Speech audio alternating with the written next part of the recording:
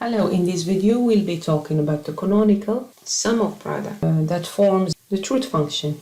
And then later on we go to half adder and full adder. So what does this mean? If you have a truth table like this, we don't know what Boolean expression gives us this function. So we focus on the 1, where there is a 1 when it's true as the output. And then we see what gives us this 1, x1, 0. x1 is 0, that means x1 not, and x2 not. So this function is basically x1 not, x2 not. So there is a dot in between. So x1 not, x2 not, if I do the truth table, I will get exactly this. Let's do that. So as you see here, if I do the truth table for x1 not, x2 not, based on the same input, which is here, I get the same output. So let's see here this second example. Here. We have 3 inputs, x1, x2, x3. And we have a function, we have this truth table.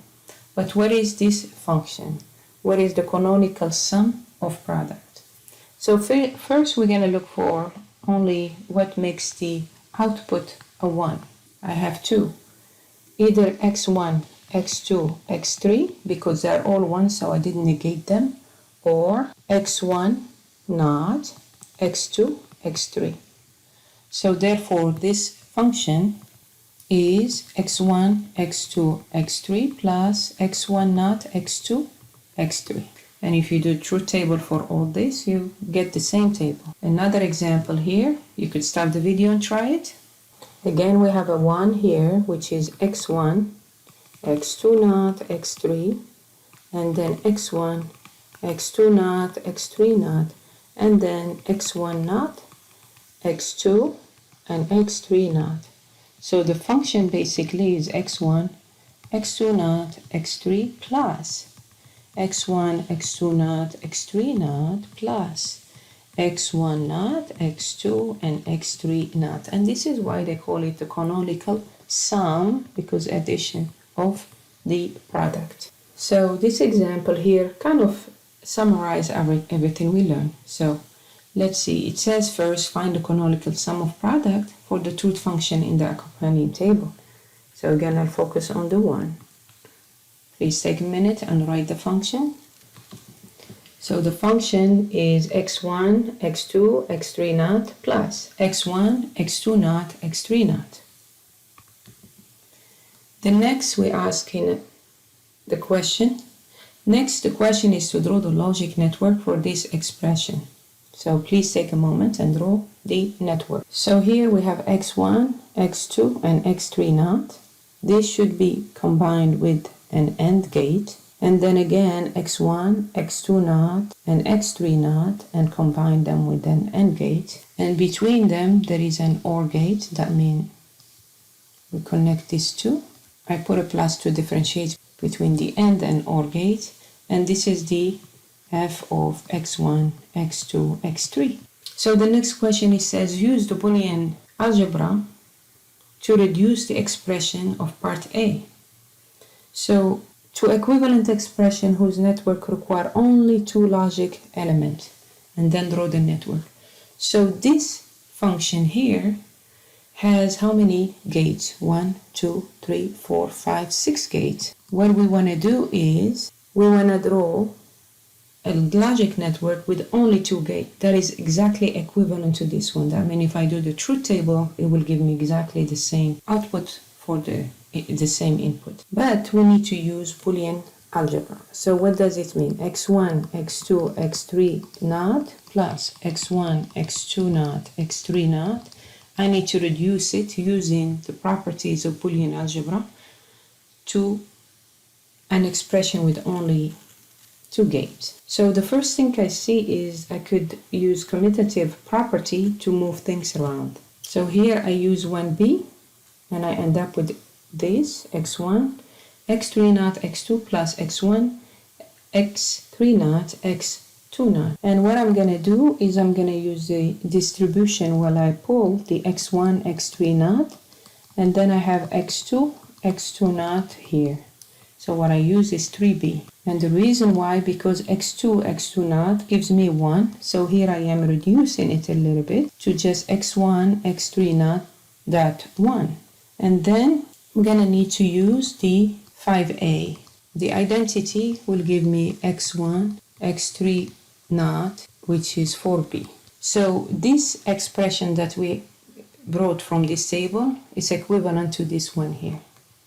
So if I draw the last expression here, I have just x1, x3 naught with an AND gate in between. So this expression x1, x3 naught is equivalent to what we started with.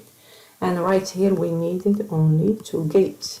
So if you have a scenario where based on this input, you need this output. Somebody told you, I need to build a machine that if this happens, you get this. And so you design it this way. And if you need to design so many of these chips for this machine, it will cost a lot of money because you're using 6 gates. So you need to use some way, either the properties of Boolean algebra or some different way to reduce it so you could use less gates. So again, for the same input, I will get the same output. So if I drew this, x1, x3 naught, it will give me the same. So basically x2 is not affecting our output at all. So now we're going to talk about useful network adders. How do we add numbers, basically? So if you remember from the previous section, 1 plus 1 is 1, 0, 1 plus 0 is 1, and 0 plus 1 is 1, and 0 plus 0 is 0. This is a 2, and 2 in binary is 1, 0. But then, when we add 1 plus 1, you get a 0, but then you carry 1, right? And 1 plus 0 is 1, 0 plus 1 is 1, and 0 plus 0 is 0. And then the carry. So if you have 1 plus 1, this is a carry. So this table for that, just the sum, and this one for just the carry. So if I look at this one here as a canonical sum of product, what would that be? What is the expression of S? So the expression of S, as you see, if they are the same, I get 0, and if they are different, I get a 1, just for the sum. Meaning I have an exclusive OR. This is an exclusive OR by definition, exclusive OR is x1 naught x2 plus x1 x2 naught. So again, this is x1 exclusive OR x2, or by definition is this, because that's what I have, the sum of 2 digits. If they are the same, you get a 0, and if they are different, you get a 1. But for the carry, what would this one be? What kind of expression based on this table gives me this carry? So as you see, 2 ones gives me 1, and everything else is 0. So this is an AND table basically, or x1 and x2. So that's why we have a carry is x1, x2, and the sum is this way. But as we did the table in the previous video, we find out that these are equivalent. So either use the properties of algebra to prove they are the same, or do the truth table.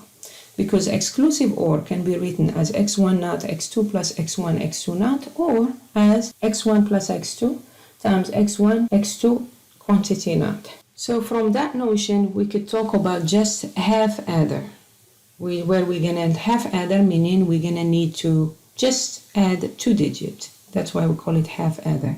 It's the only 2 digits. For example, if x1 is 1, x2 is 1, and then so the sum is x1 plus x2 times x1 x2 naught.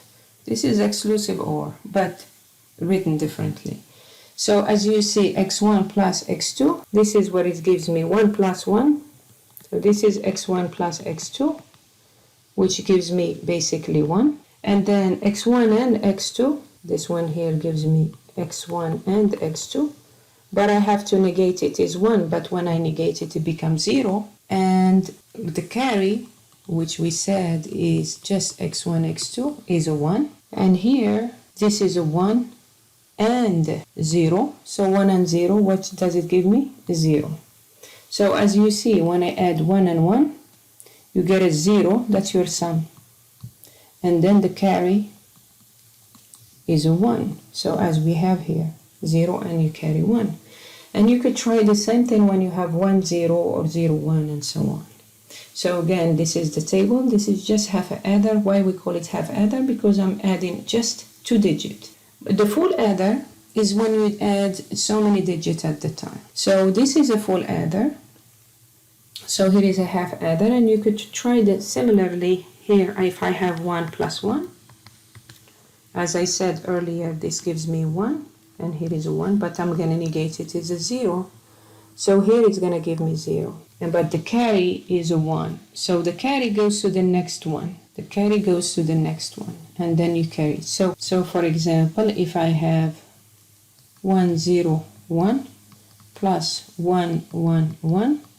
Again, 1 plus 1. So we're doing that first half adder right here. Right here, 1 plus 1. We're dealing with this. So we get a 0. This is my 0. And then there was no carry at the beginning. So it's 0 here. And it's going to go to the next one as a 0 here. And you could follow this is a 0.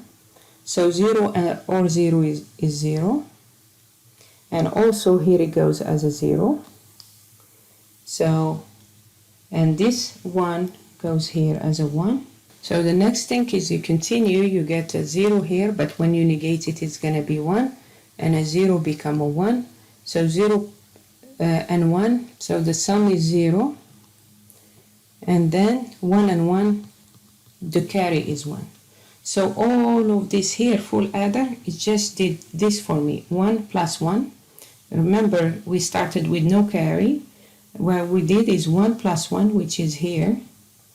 It gives me 0, and then you carry 1. So this carry 1 is right here, and this and sum 0 is right here. So this full adder, it gets repeated so many times. It depends how many digits you add in. So if you have an 8-bit, you're gonna repeat this 8 times. If you have 16, you repeat this 16 times. So similarly, if I have 3 digits, I'm adding them. I will have, so 1 plus 1 is 0, you carry 1. 1 plus 1 is 0, you carry 1. 1 plus 1 plus 1 is a 1, and the carry is 1. So when you do 1 plus 1, you have just half an adder. Right here is a half adder, the first one. So it's going to give you just a 1. And then again, it's going to give you carry 1. Then you try the next two, which is a 0 with the 1. It's going to give you 1. And here will give you 1. And here you have 0 and 1, 1. So the carry is a 1. And then the sum will be 1 here, 0 here, and 0 here.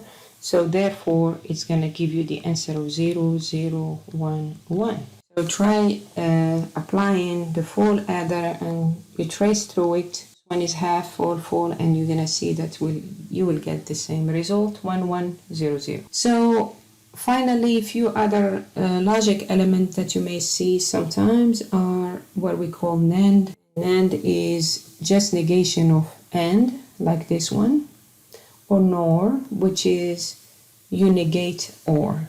So you add this little circle here to show negation for the OR.